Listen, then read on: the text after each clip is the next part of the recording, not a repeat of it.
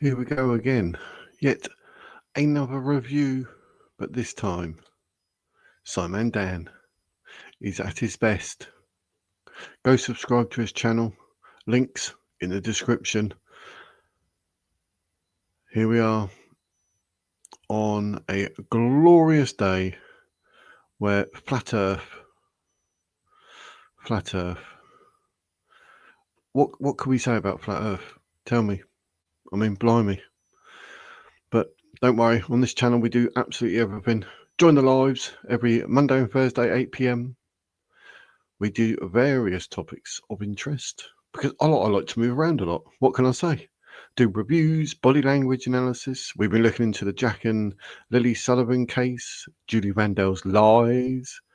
But I like to look into crime, people, cults, religion, conspiracies, even extraterrestrials. Have it all going on. So subscribe, like this video, join the Wizard fam, and I can guarantee it is a good variation in subject matter. But anyway, today's video, like I say, it's SciManDan. I haven't seen this. I thought I'd watch it with you. Why not? But yes, we still live in a day and age in 2025 when people think that Earth is flat. Don't even worry about explaining the eclipse and the reflection of the Earth on the moon. Don't worry. But let's see what SciManDan has to say. The video I chose was 5 flat Earth phrases that instantly destroy their credibility, and the link for that is in said description. So let's see. SciManDan, take it away.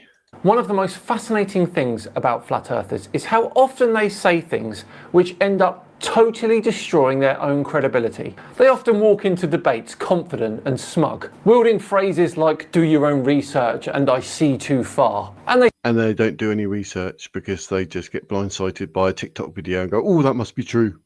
think they've landed a knockout blow. But here's the thing, these talking points don't just fail, they collapse under basic scrutiny. And in many cases, they accidentally confirm the very globe that they're trying to deny. So today we're breaking down 5 things that flat earthers say that destroy any credibility that they once had.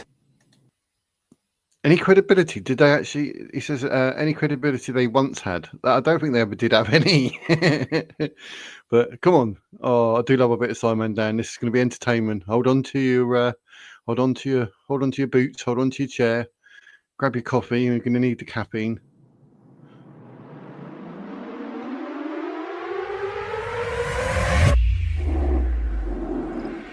Oh, that's hot. Oh.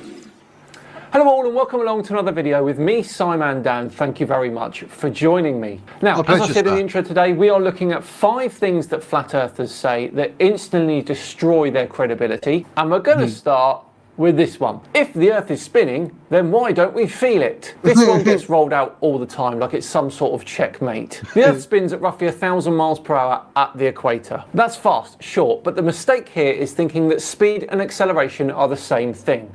They're not. When you're in a car cruising at a constant speed, you don't feel that motion, do you? You feel the bumps, the turns, the sudden braking, of course, but not the constant speed itself. That's because you're moving with the car, just like we're moving with the Earth. The Earth isn't jerking us around like a tilt-o wheel. It's rotating steadily, and we've evolved as a species within that frame of reference. And it's not just us that's rotating, it's the atmosphere too. That's why you don't get blown off your feet every time you step outside. You're moving with the air mass, the oceans, and the crust beneath you. Well, what actually matters for how we experience rotation is not linear speed, it's angular velocity. How much the object rotates in a unit of time. The Earth, of course, completes one rotation in 24 hours. That's an angular velocity of 0.0007 radians per second or 15 degrees per hour. That's incredibly slow. That's like sitting on a giant, smooth, rotating turntable that goes round once every 24 hours. You ain't feeling that. So saying that we don't feel the spin isn't an argument against a rotating Earth. It's a And I even had that mentioned in one of my videos. Someone even said, and they lie, saying we're traveling at over 100,000 miles an hour, which I did correct them. It was 1,000 miles an hour. So at least I was right on that one. But what a ridiculous thing to think, oh, the Earth's moving so fast, we don't feel it. a misunderstanding of how motion works in physics. Moving on then to point number 2, which is water always finds its level. This phrase has been so wildly misunderstood by flat earthers that I almost feel sorry for it. They treat it like some magical law that automatically means a flat earth. What water finds its own level actually means is that water settles at a point where gravitational forces are balanced. Now, on a small scale, your kitchen sink or a swimming pool, sure, the water looks flat. But zoom out on the scale of a planet, and level means something different. It means equidistance from the centre of mass. And on a globe, that forms a curved surface. Have you ever heard of geode models? These are measurements of the Earth's gravitational field, showing that sea level isn't perfectly uniform. It bulges slightly at the equator because of Earth's rotation. That's right, water curves, but not even uniformly. Nature is messy and beautiful like that. And did you know the Panama Canal had to be built with locks because of the Earth's curvature and the sea level differences? If the Earth were flat, you'd expect a straight channel from one ocean to the other. Saying water finds its level is about as useful to the flat earth argument as saying fire is hot and that proves dragons. You got the words right, but the logic is upside down. Okay, the next thing that flat earthers say that immediately destroys their credibility is... fire is hot, that proves dragons. There's no curve, I can see too far. This one is all over flat earth YouTube channels. Some guy stands on a beach, whips out his Nikon P1000 and zooms in on the skyline. Look, they say, if the earth has curvature, this should be hidden behind the horizon. But they forget or ignore 3 key things: the elevation of the observer, atmospheric refraction, and partial obstruction. First off, obviously the higher up you are, the further you can see. This is why lighthouses are tall. Secondly, atmospheric refraction can bend light downward, especially over water. That means objects appear higher than they actually are. It's the same phenomenon which makes the sun look slightly above the horizon when it's already actually set. Third, at Tree Tower, most players just we'll have an advert. There's actually a basement entrance right there. Do your bit. Don't miss out. Many of these photos or video shots don't actually show the bottom of buildings. They show the tops. The bases are below the horizon. Exactly what you'd expect on a curved surface. And time and time and time again with these proofs, flat earthers never get the numbers right. They either don't have the observer height correct, or they don't account for refraction, or they don't have the correct location for the thing they think they're looking at, but actually aren't. And let's be real, if zooming into things actually proved flat Earth, why aren't people zooming into Mount Everest from France? Why does every long distance photo eventually hit some sort of visual wall?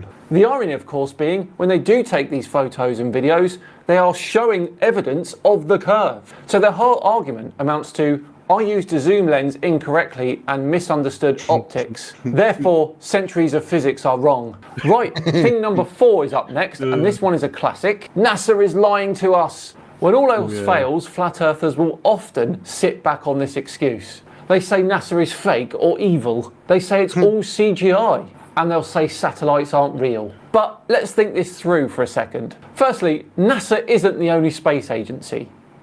You've got European Space Agency, Roscosmos from Russia, ISRO from India, CNSA from China, JAXA from Japan, and plenty of private companies too like SpaceX and Blue Origin. So are we seriously suggesting that every single one of these space agencies and private companies are faking everything, working together in secret for decades, with no whistleblowers, no evidence leaking out, not one disgruntled ex-employee with a USB stick and a conscience? And also, satellites are real. We use them every day for GPS, satellite TV, weather forecasting, even internet on planes. If satellites weren't real, Google Maps wouldn't work, and your Uber Eats driver would end up in the wrong postcode.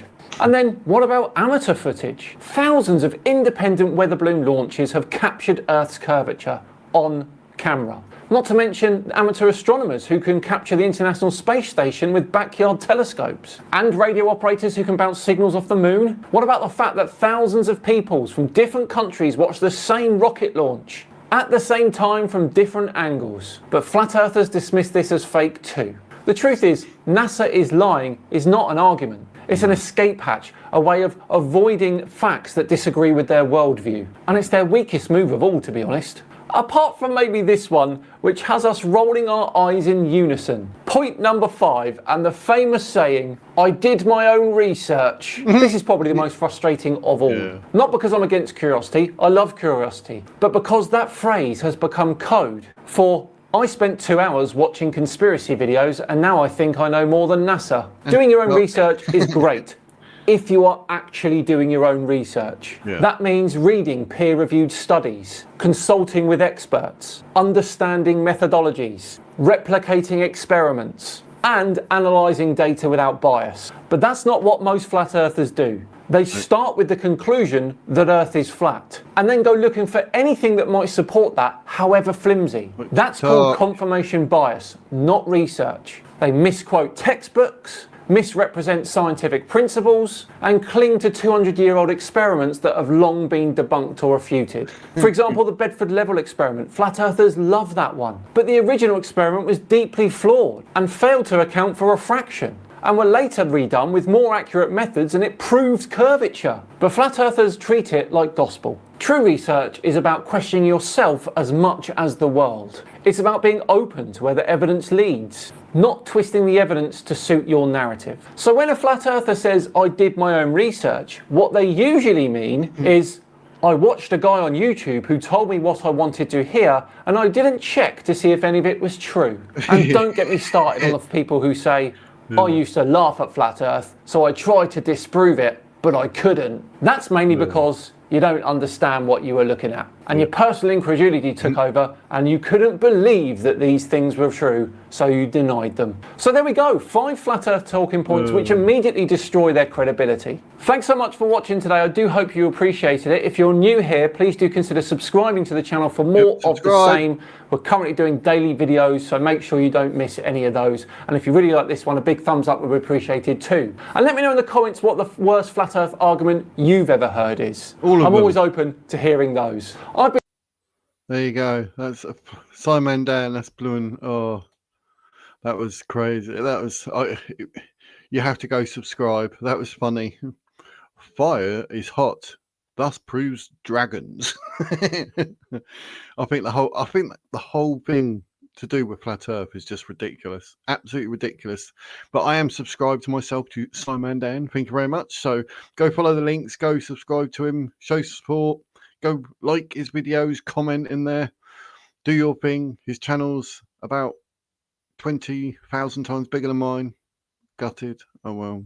Hang my head in shame. He's got over 600,000 subscribers, so you know, you speak the truth, people follow. But don't forget to like and subscribe here as well. I mean, come on. I did just show you SciManDan. Fair's fair. All right, so absolutely brilliant. Let me know what you think of SciManDan and the flat earth absolute ludicrous claims in the comments below. And like I say at the end of every single video, be wizard, stay wizard. That's the wizard's words.